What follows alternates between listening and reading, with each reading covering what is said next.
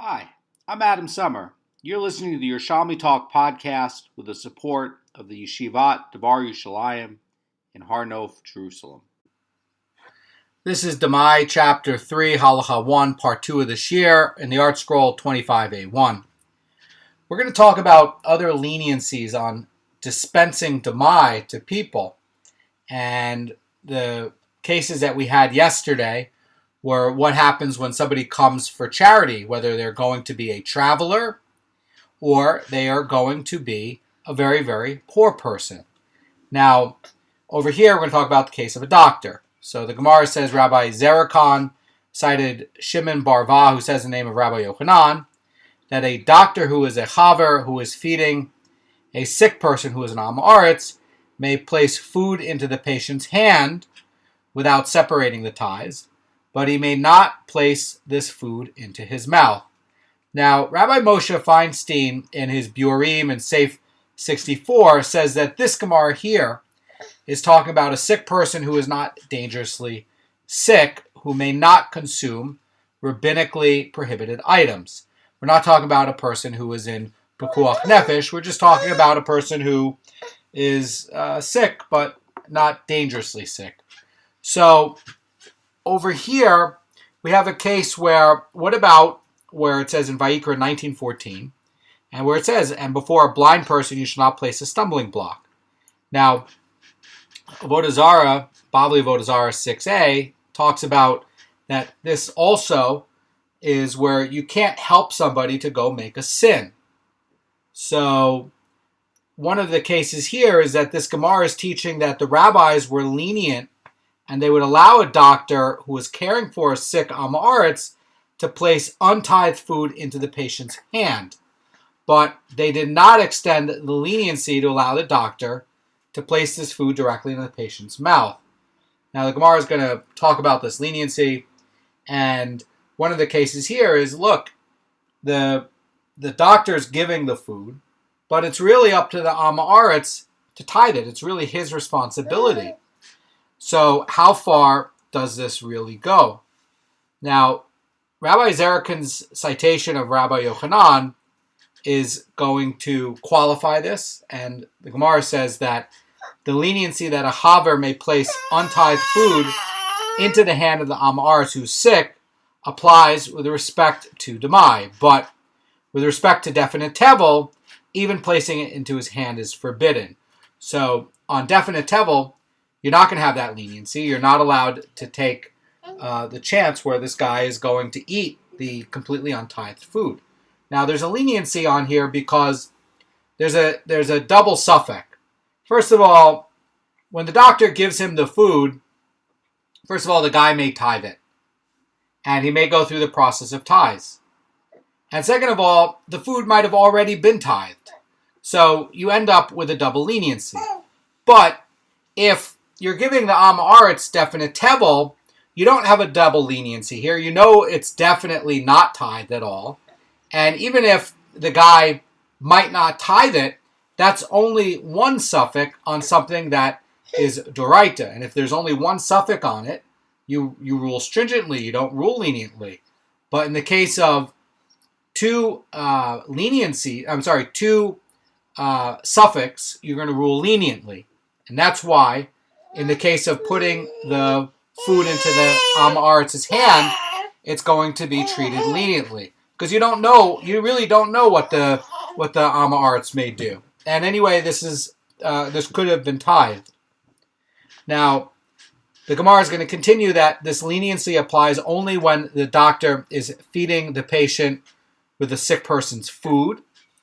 And the Gemara is going to refine this even more and say, but when feeding with the doctor's own food, it's forbidden because the doctor is not allowed to place even demai into the hand of the patient. Now, what does this all mean? So, Maraful is going to explain it like this, that the rabbis are lenient for the sake of the sick person only on one part of this prohibition, but they're not lenient on the prohibition of selling or gifting demai before separating the ties, so that when the demai belongs to the patient, it's permitted for the doctor to make it available to him. However, when the Demai belongs to the doctor, he may not hand it to this patient due to the prohibition of selling or gifting Demai.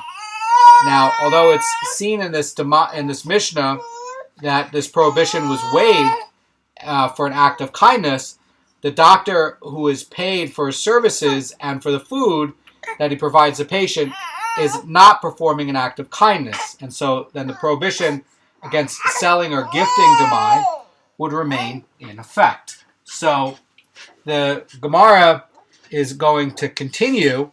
By the way, another way to look at it is that the rabbis are being lenient about allowing a patient to eat the doctor's own food, and that would be like placing the food directly into the patient's mouth. And just like the doctor may not place the patient's Demai directly into the patient's mouth, he may not allow the patient to eat the doctor's own Demai. So that's another way to look at it. The Gemara is going to continue, and it's going to talk about the qualification of the stringency not to place tevel into the hand of the patient. And why is this going to be? We're going to get into that. So this stringency, says this Gemara, is only with respect to a patient who is a Jew, who is, by the way, forbidden to eat untithed food. But with respect to Noahides, who are permitted to eat untithed food, even feeding him definite tevel is permitted. And that's going to be provided that the doctor feeds him with tevel belonging to the patient. So the doctor, says Amara Fulda, may even feed it directly to the patient's mouth, since the Noahide patient is permitted to eat tevel. The doctor is not violating any biblical prohibition, and also not violating a rabbinic one. He's not helping somebody to make a sin, because a Noahide doesn't need to tithe the food. Now, the other idea here, says Amara Fulda, is that it is forbidden for a haver to place untithed food, though, into his possession. Since the doctor is paid with food, if he would feed the Noahide, he'd be selling tevel, and that's going to be prohibited. So, if in the care of this Noahide, there was some sort of arrangement, financial arrangement, where some food was going to come into the possession of the doctor, and he says they make an agreement, and part of the payment for the services is the food. Well, the Noahide doesn't need to tithe this, and he can have tevel. However, the doctor is not supposed to be doing business with tevel. He has to tithe it. So if he took this food and then gave some of it back to the patient, who's a Noahide, that would be forbidden. Not because of the Noahide, but simply because of because the doctor is not allowed to handle it. The Gemara continues, and we're talking about a doctor who's feeding to a Noahide, and we know that the Noahide has different sets of laws. Now, what about food that can be eaten by a Noahide? So the Gemara continues and says, if, however, the food was a limb that was severed from a live animal, which, by the way, is going to be forbidden, that's one of the 7 Noahide laws, then the Gemara continues and says, even feeding the patient with food belonging to the patient himself is going to be forbidden, so that the Noahide should not come to commit a transgression. So in one of these cases, we have food that's forbidden. We know that the limb that's severed, the Noahide cannot ever eat it, and it's going to be forbidden. Why? Because 1, he's not allowed to eat it. 2, the doctor who is feeding this sick person is basically putting a stumbling block in front of a blind person. And then the other case is going to be where you have definite tevel, and the case is going to be where the doctor is feeding the Noahide with definite tevel that belongs to the Noahide. If it belongs to the Noahide, then there's no problem at all, because it's the Noahide's, and also because the noahide is allowed to eat tevel.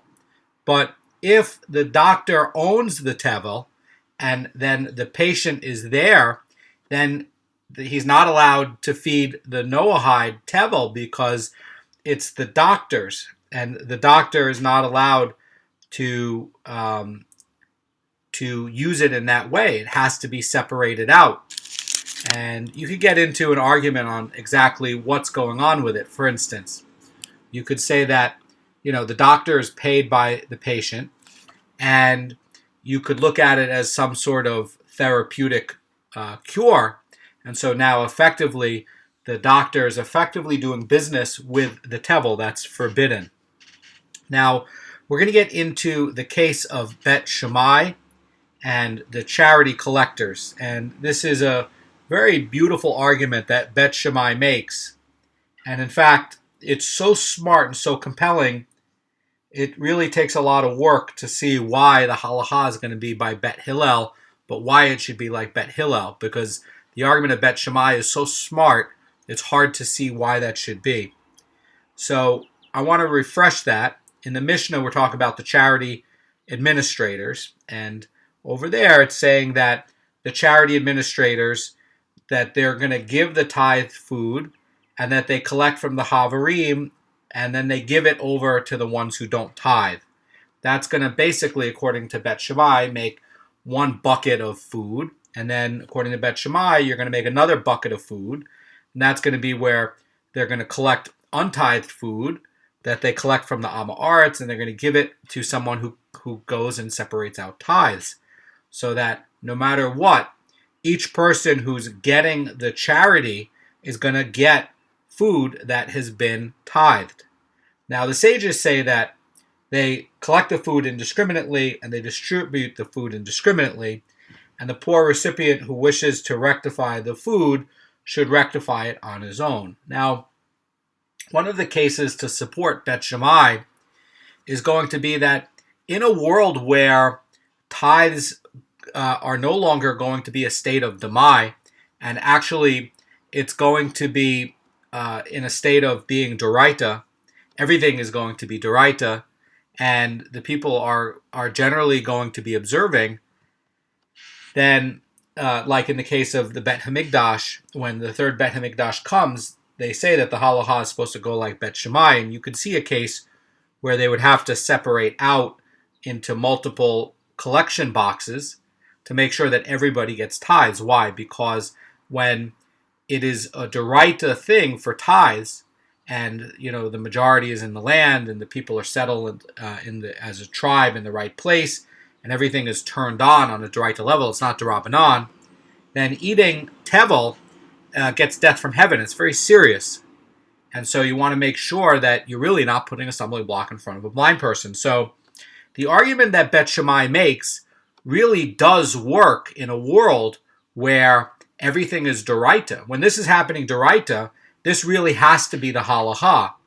Now, the sages are saying that you can collect the food indiscriminately and they'll distribute the food indiscriminately to a poor person who wants to go rectify it on his own. Now, in a world where you have definite tevel and you have definite punishment that's going to be Doraita with death from heaven, and everything is turned on, it's not D'Rabbanan anymore, this can't be.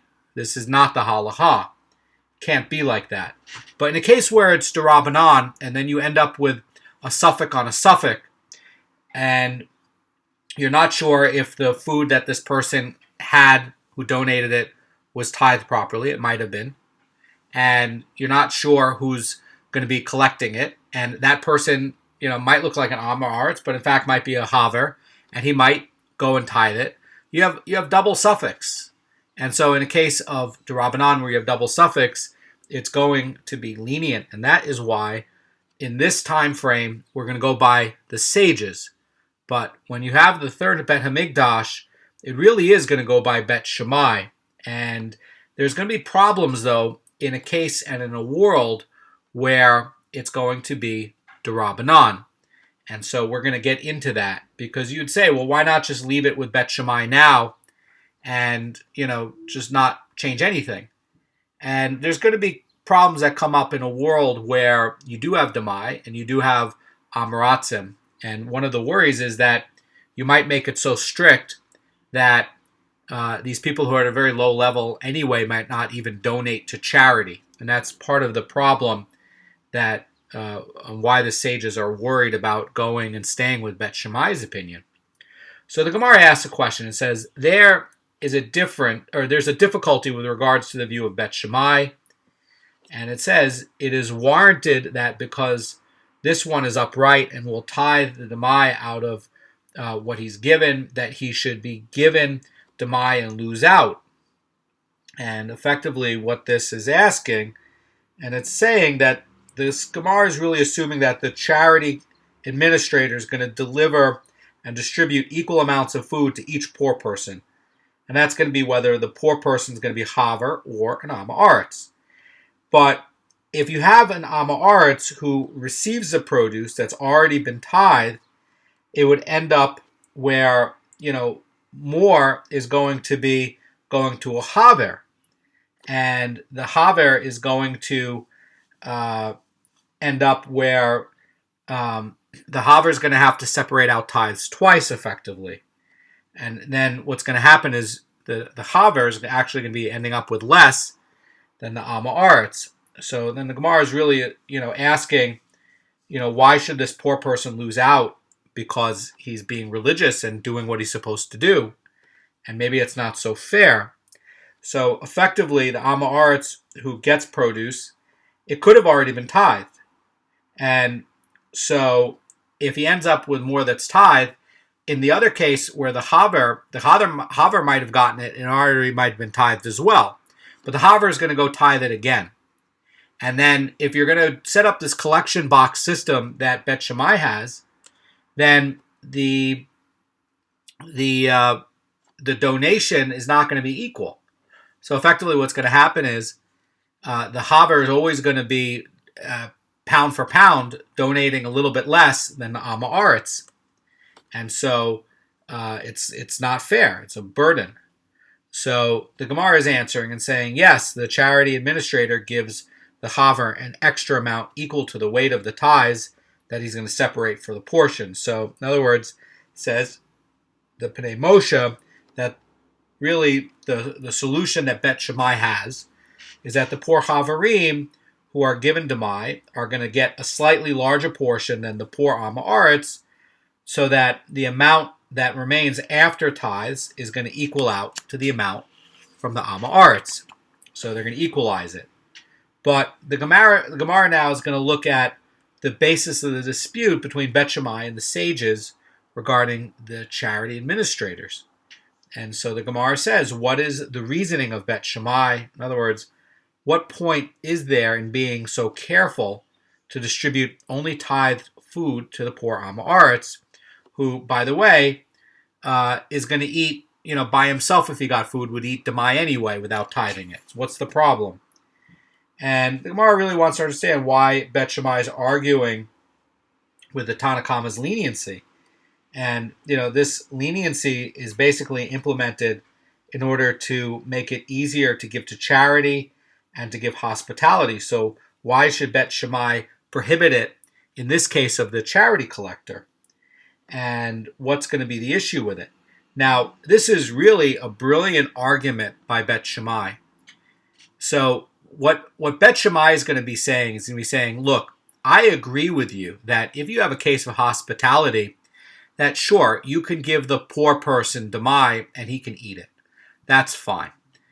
The Yerushalmi, as we covered, is going to have a requirement that you have to notify the person that this is Demai, but then the poor person or the Haver can choose to do what he wants. I think Bet Shammai would agree that there has to be a notification. Now, Bet Shammai is coming along, and they're saying, very nice, I agree with this leniency in this Mishnah on a single poor person given a single meal this one time. But Bet Shammai would come back and argue and say, wait a second, but the charity box is in the business of collecting charity continuously and giving food continuously to poor people. And so these poor people are going to be getting food on an ongoing basis, not just a one-off meal. And Bet Shammai would basically be arguing and saying, effectively what the charity box would be doing if they made sure that they were eating untithed food, would be that you're institutionalizing this. And then he'd effectively say, what's the point in Demai at all if you're institutionalizing that you're giving to people untithed food to eat? What's the point of it? Okay, over here, it's a one-off meal. If he tithes it, he tithes it. If he doesn't tithe, he doesn't tithe it. But over here, in a case where you're giving him many meals, maybe even the course of a day, and maybe over the course of a week or a month, you've effectively made it where he doesn't need to separate tithes at all. And this now is a part of Jewish institution. Bet Shammai has a problem with that. And the Gemara answers and is going to go through the reasoning of Bet Shammai, and it's going to say, although you can shelter him only now from the Demai prohibition, nonetheless, to the extent that you can shelter him, it is important to do so. Because if you do not shelter him now, and you give him Demai to consume, you'll not succeed in sheltering him later on.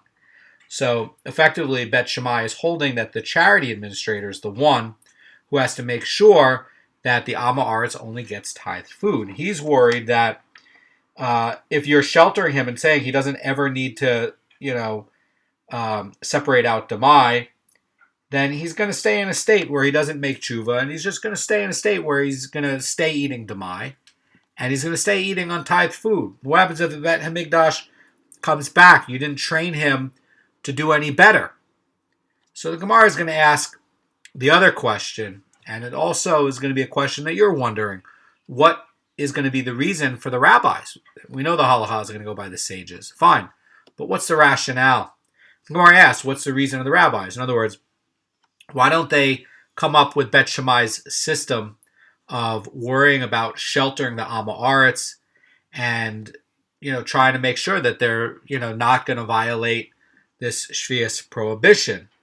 In other words, why aren't the rabbis worried about sheltering the Amma Aretz and saving them from eating Demai? What's going to be the issue?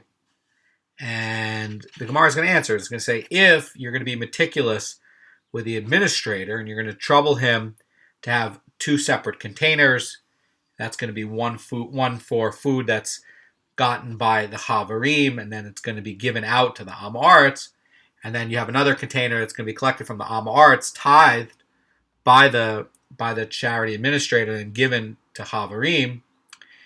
Then effectively, to the Amma Aretz, it's going to be given to the food that's collected from the Amma Aretz is going to be tithed by the administrator, or just they're going to know to give it to the Haver who's going to tithe it.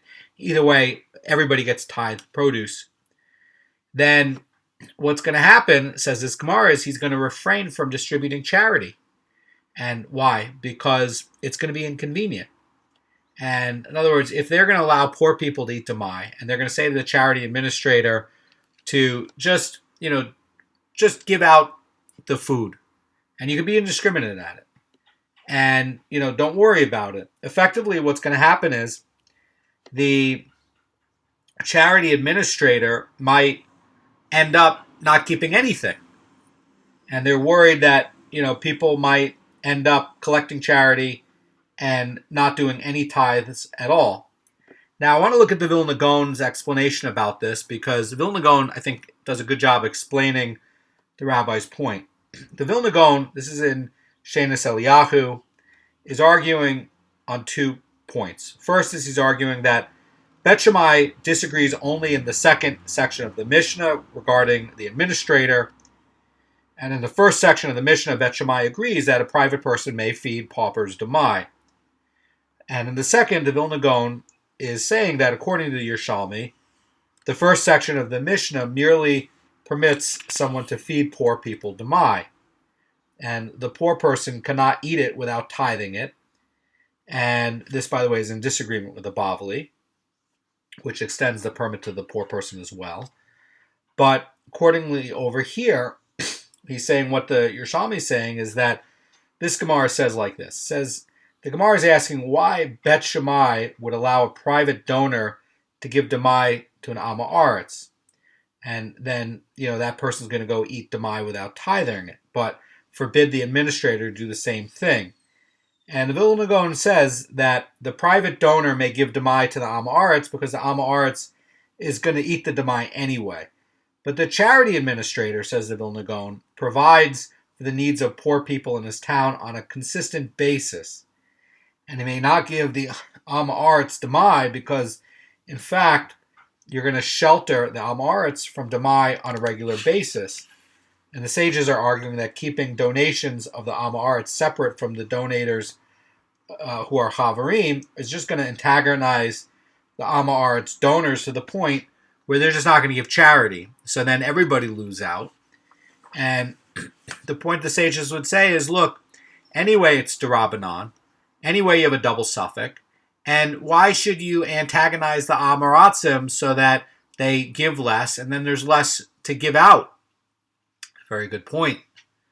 So we're going to get into another case about how the charity collectors are going to deal with collections and distribution of Demai. And the Gemara is now going to talk about a brisa that talks about the collection of food donations in other situations. So the Gemara says that charity administrators collecting food on Yom Tov should not make a public appeal in the synagogue and in the manner that they would make a public appeal during the week. Rather, they should collect the food from each home discreetly, place it into their bosom, in other words, hide it, and distribute it to each neighborhood by itself. In other words, what they're saying is, yes, fine, a public appeal is permitted on Shabbat for the sake of a mitzvah, but here it's going to be a prohibition since the collection could be made in a discreet manner, just like over here. And in order to keep the collection discreet, instead of placing the food on a platter where everybody can see it circulated, they're going to hide the amount of food given. And Rabbi Kanievsky says that they did not take the food collected in one neighborhood out of that neighborhood to distribute to another neighborhood. Rather, they're going to distribute the food in the very neighborhood where it's collected. There's halacha reasons for that, by the way. So over here, we're trying to make it as discreet as possible. So the Gemara continues and says that the administrators of the charity box, when collecting food during Shvius, should be careful to refrain from collecting in the courtyards of those who eat Shvius. So again, we're worried now about another case. What happens this happens once every 7 years, right? Shvius. And by the way, can even happen early in the 8th year, because early in the 8th year, you can have still Shvius produce. What happens about people who are known Shvius violators? And, they're saying that you should not be meticulous to refrain from collecting in courtyards of those who eat Shvius. And the Gemara is going to differentiate this, and they're going to say, if they gave them bread, it's permitted for the administrators to accept it and distribute to the poor. For even Jews who transgress the Shvius prohibitions are suspected only to donate money and eggs, not actual Shvius produce. So we're talking about something a little bit complicated here. We're talking about a normal case in Shvius, right? Let's say I have regular money that's non-sanctified, and I'm going to buy Shvius produce. Now, the money that gets exchanged now has Shvius sanctity. And the person who has the vegetables that have Shvius sanctity has vegetables that have Shvius sanctity. Now, if I'm selling Shvius produce, I'm collecting a lot of money that has Shvius sanctity. And you're not allowed to settle a debt with money that has Shvius sanctity. And moreover, you could take this money and you could buy something that will last a long time, like eggs. And now that egg was going to have Shvius sanctity. In other words, you end up in a case where, and this is the problem of being a Shvius merchant, where things that you're dealing with now is going to get this sanctity. Now, the Gemara is trying to differentiate and say that you can collect from these, highly suspicious, Shvius violators, but you can only collect something that probably was not purchased with Shvius money, and something that's really not going to last a long time. And things that are going to last a long time, like money or eggs, probably were purchased with Shvius sanctity. It's probably going to have Shvius sanctity on it. And now you have a problem as the charity collector getting hold of something that has Shvius sanctity. You have a big problem with it. So what they're trying to do is they're trying to say, we want you to collect something that does not have Shvius sanctity in the Shvius year.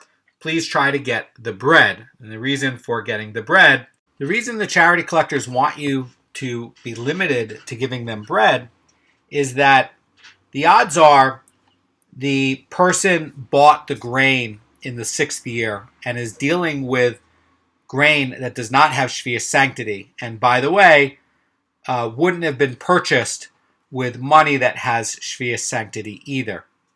Now, you have a problem with grain that would have sprouted in the 7th year, but the charity collectors, it's unlikely, says this Gemara, that the charity collectors would effectively be collecting bread made from this kind of wheat. This kind of wheat was not really very common because if somebody started to try to grow a field of wheat, okay, people would walk by and see it, all right, and a bet din would say, look, these are not aftergrowths, and the Sanhedrin's entitled to burn it and to rip it up.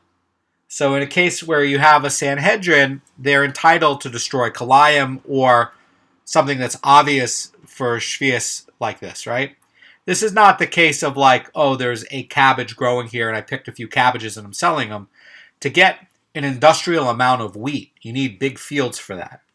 And it's very noticeable. And so it's really unlikely that this is coming from 7th year wheat. And really the bread, which doesn't really last a long time, is probably being brought from wheat that was stored and bought in the 6th year and is not going to have Shvius sanctity. That's really the brilliance of this. This is really the brilliance of this Gemara and the novelty of it. It's really trying to direct the charity administrator to make sure they're not collecting something that has sanctity, and what they are collecting is something that really does not have sanctity and was not purchased with something with sanctity. In other words, this transaction to collect the food, let's say I had money and it's the 7th year and I'm buying 6th year grain. Well, I bought something that doesn't have sanctity, so this money doesn't have sanctity. So there's nothing to worry about. In the case of selling some vegetables, now the vegetables I have in the 7th year is going to have sanctity. And then it's likely that this person is going to put it in something that's going to be durable and stay a while, like eggs. And that is going to be the issue. But in something that's, really going to just be good for a day or two, like the bread, and something that, probably was coming from, the shvius, the non-shvius grain, the grain in the 6th year, and was purchased with, money that didn't have kedusha. That's the point. There's not going to be an issue with it. And that's really the brilliance of this. Now, the Gemara is going to talk about another part about this, and one of the things this is getting into is what about shvius and what about separation of tithes. Now, keep in mind that there's a Gemara in Masechet Shvius that says that Rabbi Yochanan says that at this time, shvius anyway is going to be d'Rabbanan. And anyway, if you're violating shvius, you get serious punishment, but, you'll get makot for violating a negative commandment. You're going to get punishment from heaven where you might be sent into exile and out of the land, or you might become poor. But you don't get the same punishment d'oraita like eating tevel. Eating tevel, you get death from heaven. Much more serious. So that's what this next Gemara is going to be getting into, the differentiation between violating shvius versus violating and eating tevel. So Rabbi Hanania says in the name of Rabbi Pinchas that this was stated with respect to a place where they plant during shvius, but they do not eat the produce that sprouts from the legal planting.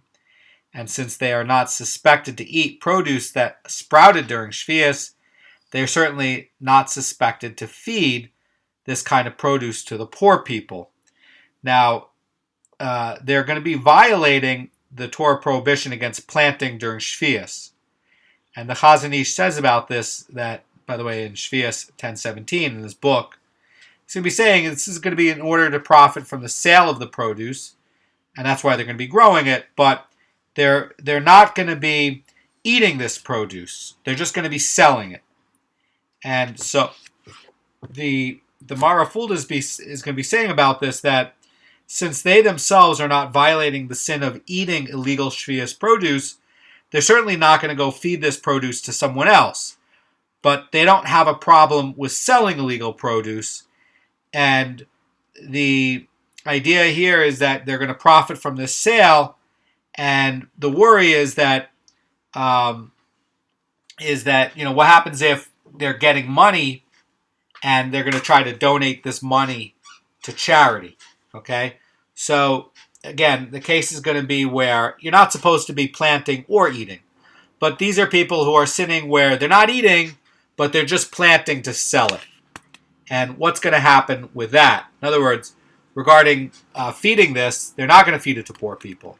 The Gemara says that what about, it's going to move on to about Kohanim, okay? And the case about Ama Aretz Kohanim, and how do you deal with the Ama Aretz Kohanim that also is going to have something that's going to be where they have Shvius sanctity, okay? So normally speaking, all right, you have this guy and they themselves are not going to eat produce that sprouts during Shvius, and they're gonna be selling it. So the idea is that the charity administrator should not even collect bread donations from these kinds of people. Why? Because they're going to be selling it to other people, even bread, and so they're going to be growing a large amount of this wheat, and they're going to be selling it. And so, whatever problems that you have with, illegal planting and Shvius sanctity is going to get all caught up with this. So the charity administrators would not be able to collect bread from this kind of area. Now, what about the Kohanim, okay, who are the Ama Aretz, and they have challah, right? So now we're going to get into the last part of the sugya, which is going to cover everything, right? So we know the Kohanim, they have to eat everything in a state of tahara, which means everything has to be tahor, and they're not allowed to make it tamei. But then the problem is the guy's an Am Aretz, he doesn't know how to keep it tamei or tahor, and he also doesn't separate ties. And then there has to be ties taken from it, and it's the Shvius year. So what do you do? So the Gemara is going to talk about this brisa, and it's going to say the Kohanim who knead the doughs of the Ama Aretz Kohanim and separate their challah for them in the state of tahara should be careful to refrain from providing the service in the courtyards of those who eat Shvius. So in other words, when Shvius produce is going to be exempt from Truma and Meiser, it is still going to be subject to challah. And the dough that's made from grain that grew on Shvius, in addition to these other prohibitions, can have the problem with tevel. And this Bryce is teaching that even though you separate the challah for them, the Kohanim are unable to eat the challah because they can't allow it to become tamei, and also it has Shvius sanctity. So the other problem about it is that if they make it become tamei, you're contaminating something that has Shvius sanctity, which is also not allowed. So a lot of issues going on here. So what do you do with this? There's another version of this brisa. It says there's a teacher of brisas who teaches that the Kohanim should knead this in a state of tahara and be careful to refrain from providing the service in the courtyards of those who eat Shvius. Why would that be? Because the shvius violators are going to be contaminating the challah. The challah has to be kept in a state of being tahor. And then the problem is they shouldn't have had this grain to begin with because they violated shvius. So you're helping them effectively to clean up a sin to go commit a sin. What's the sin? Sin is that they're eating illegal produce. They're not supposed to be eating illegal produce. So it's very nice that they're tithing it to make sure it's not tavel. Very nice that they're taking challah out of it. But this challah came out of sin. Very big problem. And they're not supposed to be eating this produce anyway. That's why this Gemara is saying that they should not be providing the service to people who eat shvius. So the Gemara is now going to explain both versions of this. And the Gemara says that Rabbi Pinchas says that the one who says that they should be careful not to provide these services to people who eat shvius produce is saying that because their dough and their separated challah may be illegal shvius produce, and it's better that the Kohanim not need the bread and dough and separate the challah for them, so that you're keeping them from eating illegal shvius produce. So that's one concern. The Gemara says, on the other hand, one who says that we should not be careful to refrain from providing the service to those who eat shvius is arguing that if you withhold the service from what is a lenient prohibition of shvius, and then what's happening is, says this Gemara, you're introducing him to the more stringent prohibition of tevel. And the Gemara says that consuming tevel is a sin punishable by the divine decree of death from heaven.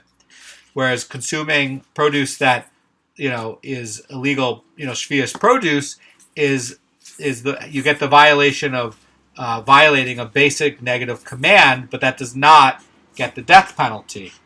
So the idea is that, according to the sages, that rabbinically, it is obvious that the biblical prohibition of tevel is more strict in nature, and the Gemara is meaning that if you're going to take this Amaretz Kohen and you're not going to give him the tithes and you're not going to give him this service to get the challah, he's gonna eat the tevel.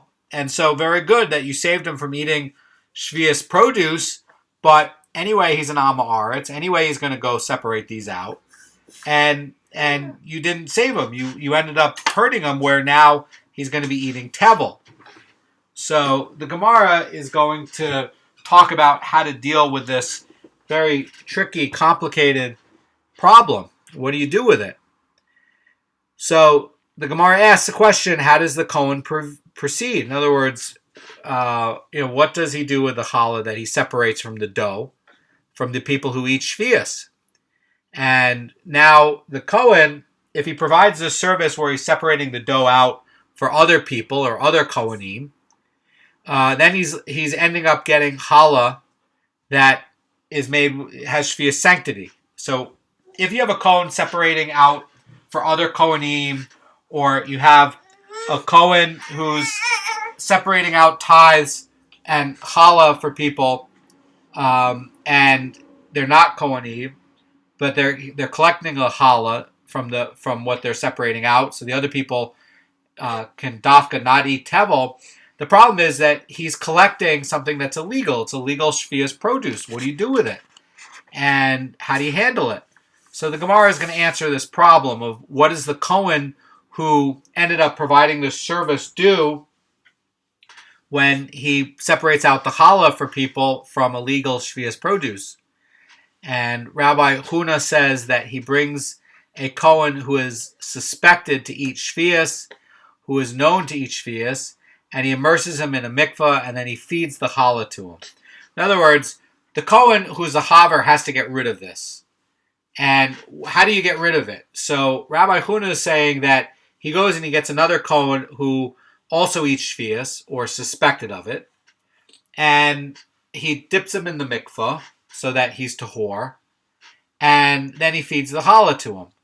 But the Gemara asks a question, and it says, and the Gemara says, but, is it still not a problem that the Kohen is handing over something that's going to be tahor to the Am Haaretz? In other words, even if you dip him in the mikveh, 10 minutes later, the Am Haaretz Kohen is going to make himself tamei again. So the Gemara is going to answer, and Rabbi Manna is going to say, rather, he brings a Kohen who's suspected to eat shvius, he dips him in the mikveh, he guards him until the evening, and then he feeds the challah to him. There's another way this is written in other manuscripts where it says that he guards the challah until after. But in any case, this is being done in a way where they're trying to control the Am Haaretz Kohen who eats shvius, and they're trying to make sure that he stays tahor and the food stays tahor. And the Gemara asks a question because it kind of looks like a problem, right? And it says, the Gemara says, but does it not turn out that the Kohen is strengthening the hand of the sinners? In other words, basically, you're encouraging these Am Haaretzim Kohen to still benefit. And what's going to happen is they're still going to be eating shvius produce. And they got this shvius produce illegally. And now you're still helping this guy to eat illegal shvius produce. Very nice that you dipped him in the mikveh, but you're kind of helping. You've collected this from somebody who probably eats shvius and is a shvius merchant, and you're feeding it to another one. And really, you're still kind of putting a stumbling block in front of a blind person. Now, in fact, again, Rabbi Yochanan says in shvius that shvius at this time is d'Rabbanan anyway, so it's going to be lenient. And so, in this case, that can still work because the shvius is still going to be lenient, still going to be treated lenient. But what do you do in a case where shvius is d'oraita, it's not lenient anymore? Then what do you do? And the Gemara is going to answer. And the Gemara says, Rabbi Shimon bar Karsana says, in the name of Rabbi Acha, says that indeed the challah from those who eat shvius is not fed to anyone. Rather, the Kohen safeguards it until Erev Pesach, when the challah dough becomes prohibited as chametz and it has to be burned. In other words, really the right way to go when this is going to be a d'oraita obligation, when the shvius is going to be d'oraita, or somebody who really wants to be strict on himself, or somebody who is at a very, very high level of piety, that they're going to really just guard this illegally gained shvius produce challah, and they're going to wait until they have to burn all of the chametz that they have anyway, right before Pesach, and then burn it. And that's really going to be it for chapter 3, halacha 1. Very elegant, by the way. So you didn't contaminate. This Kohen gets put into a hard situation. He doesn't contaminate it. He doesn't go find an Am Haaretz Kohen and dip him in the mikveh or guard him. And he doesn't create a situation where the Am Haaretz Kohen is eating, certainly not eating tevel, but eating illegally gained shvius produce. You're not helping him with it. You're just waiting until, oh no, I have this challah and I have to burn it anyway. And that's when you're disposing of it. And that's how you get rid of it. But all of these sugyas are actually very connected. And it's like dealing with different points of what do you do with the collections of things that are going to be Demai, or something that's going to be collections of something that's going to be tevel, and how do you handle it? So we might also worry about the same thing with a charity collector who is also collecting something that might be from a shvius violator. We might end up with the same situation where we don't want to be feeding something that has shvius sanctity to people who are going to end up eating illegally gained shvius produce. And so what do you do with it? And so I think that that's also going to be the same thing, is that you would kind of just you would try to safeguard it until it's just sort of rots, and then you just sort of get rid of it, because you don't want to. feed, this illegal produce to someone else. Have a great day.